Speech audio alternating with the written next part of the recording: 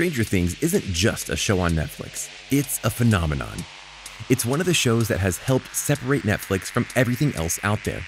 It's an original series focused on a place you've never heard of before and facing monsters that are honestly fresh and exciting alongside characters you can relate to. Millions of people have watched this series, and for good reason. It's really good. But the love of the series can most definitely lead to obsession. So allow us to show you 9 ways to tell if you're obsessed with Stranger Things. Be sure to like the video and subscribe to the channel. Just a reminder about our new giveaway. We're giving away the new iPad Pro or the new iMac Pro. The choice is yours. All you have to do is watch the full video, leave a like, comment the keyword hidden in the video, and make sure you're subscribed. It's that simple. Number 9, you're anxious about Season 4. Now, on a certain level, this one may sound fine, because given how Stranger Things Season 3 ended, and all the teases that have been going on both via the cast and from the actual showrunners, you might be nervous about how things might go, especially if this is indeed the rumored last season of the show. But that's honestly not what we're talking about here. That kind of anxiousness is fine, but what we are referring to is the fact that the 4th season isn't done filming. It doesn't have a release date yet, and that is what is making you feel anxious. Because, as you all know, the world that is our own was rocked by a threat even greater than the Mind Flayer. It's called the coronavirus. Yeah, we said it. This virus led to various things happening, including the fact that many shows and films got delayed, shut down, or had their seasons ended earlier. This includes Stranger Things. They were about in the middle or so of filming Season 4 when everything got shut down. Now, it's perfectly fine to be sad that we don't have a release date for Season 4, but to be freaking out that there is still no news on finishing shooting and having a release date, that's kind of a bit much, don't you think? Number 8, you're following everything the stars do. One of the perks of being a fan of a show or movie is that you really do feel a certain connection to the cast that are performing. You're happy when they're happy, you're sad when they're sad, and when they get the victory, you're thrilled. Or are crushed when they're betrayed. And when you know the actor or actress you love the most is on social media, you'd be fine in following that urge to go and like or follow, or even reply to tweets or posts that they do. That is a fair fan thing to do. But if you were to go and follow all the cast of a show on every social media platform, yeah, that's a bit much. And we're sure that some of you out there do indeed do that for the whole cast of Stranger Things, which is a bit creepy because that means you're following not just adults, but a whole bunch of kids who aren't even of age yet and are fawning over all their posts as if they're talking to you. Hey, you want to follow Millie Brown on her Instagram? We hear it's lively. Go for it. But don't follow all the cast, okay? You can do more with your day than seeing if they've been posting something new. Number 7, researching your faves. Here's another side effect of having a love for a certain actor or actress. You suddenly start wondering, hey, have I seen them in other shows? Or what are some of the things they did before Stranger Things? Those 2 questions alone aren't too bad, and a quick Wikipedia page look will show you all the things they've been in, more or less.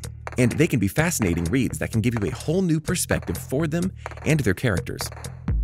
However, if you then decide to go and basically stalk their lives to learn all sorts of little details about them that no one will likely know about or care about, then you've crossed a line, which no doubt will come full circle if you were to meet them, and then you spew out all the knowledge you researched about them and promptly freak them the heck out. So yeah, know your limits, Master Wayne. Number 6, how to become a clone. Let's play a game. It's called Good Idea, Bad Idea. Yeah, I'm quoting Animaniacs. What of it? Good idea. Putting together a costume or cosplay of your favorite Stranger Things character so you can look like them at Comic-Con or a Halloween party. Bad idea. Putting together a costume of your favorite Stranger Things character and then decking your own body out so you look 100% like them and only wear that throughout your days in support of your favorite character. Don't lie, you've thought of it. Which makes it all the more horrifying when you consider that if you were to do Dustin, you'd have to lose your 2 front teeth. Or if you wanted to do Eleven in her Season 1 form, you need to go and continually shave your head, which will definitely get you looks in your neighborhood. So to recap, costume/cosplay for a specific occasion? Good idea. Making your real-life look to resemble a Stranger Things character? Bad idea. Number 5, how many times have you watched this? Look, We all have our favorite shows, and in many ways, it's a sacred pastime when you're bored, or just have a free day to pop in a season of your favorite show and just go through the seasons again. We've all done it, for a variety of shows. And for Stranger Things, why not? It's not as long as most seasons of a show. In fact, all 3 seasons combined are barely more than a typical crime drama series. And you can get it done in record time if you have enough of it. The problem, though, is that if it's the only thing you watch, yeah, you have a problem. Think about it. If your friend is over and wants to watch something, you shout, "Stranger Things!" before they can even make a suggestion. And sure, the first time or two it's fine because they may like it as well. But eventually, they're going to want to watch something else. But not you. You stick to your guns and continue to only watch Stranger Things, which leads to another obsession-focused problem. Well, let's talk about the new season and things that we can tell people that isn't spoiling anything. I know a lot of it was shot in a mall. Yeah. Yeah. Was it a real mall? It was a real mall, actually. It was? It was, yeah. It was like this mall and they A working mall? Number 4. Quote me, I dare you. Yeah, you saw this one coming. Movie and TV quotes are a key part of fan life. This is known, and this is appreciated. But more than that, it helps show your love for the series or franchise. But when you can literally quote things word for word, and you look forward to a certain scene because you know it by heart, and you literally can say every word and beat and breath like you're the one acting it out, you may have a Stranger Things obsession. Hey, we're not judging. We're just saying that you should take some time for yourself and go try and quote something that isn't focused in Hawkins, Indiana. AKA, yes, we are judging you. Number 3, reenact. Oh, you thought binge-watching side effects were over? Hardly. Because quotes will only get you so far. Eventually, you'll want that new high, that new feeling of excitement and knowledge that you are truly a part of Stranger Things. And when that happens, you'll start to do reenactments. Yeah, this is going to get weird. Now, on one hand, you could probably do this all on your own, which is sad, but arguably the most sane of the bunch, because then it's just your own sickness that is causing you to do the reenactments. But there may come a time in your life where you find others who have your obsession, and you decide to do whole scenes together. Heaven help us all. Now, to be clear, we're not saying that getting together and talking Stranger Things is bad. Hardly. That's just being fans. Heck, if you want to get your Stranger Things crew together and do D&D to be like the Hawkins crew, go for it. But don't try and replicate point for point the scenes where the characters are playing the game. I mean, you can do better than that. Does Millie Bobby Brown dance? Dance. Well, what were you just doing? Oh, she likes the Millie Rock. What were you just doing 3 minutes ago? I was dancing. Does Millie Bobby Brown have a brother? I do have a brother. Yes, she does. Number 2, the boards. The beauty of the internet is that there is always a community for a show or movie that you like, and Stranger Things is no different.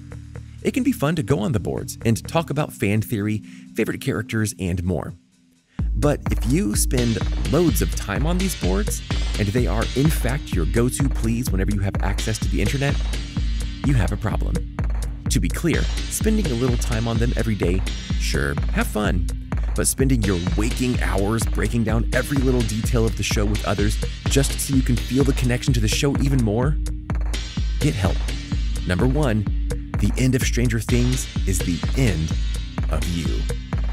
Yeah, the hard thing about obsessions is that eventually, things end. The Lord of the Rings, Harry Potter, Game of Thrones, don't get us started on that one. And yes, Stranger Things all end.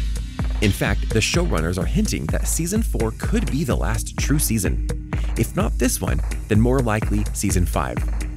And that very thought, that very notion horrifies you to your very core. You can't stand the idea of the Hawkins crew not being around or not venturing forth into the Upside Down anymore.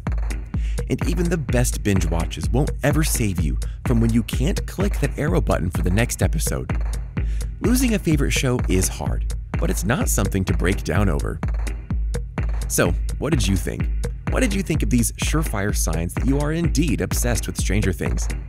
Do you exhibit some of these signs? Do you feel that after watching this, you need to get help? Let us know in the comments below. Be sure to subscribe, and we'll see you next time on the channel. Just a reminder about our new giveaway. We're giving away the new iPad Pro or the new iMac Pro. The choice is yours. All you have to do is watch the full video, leave a like, comment the keyword hidden in the video, and make sure you're subscribed. It's that simple.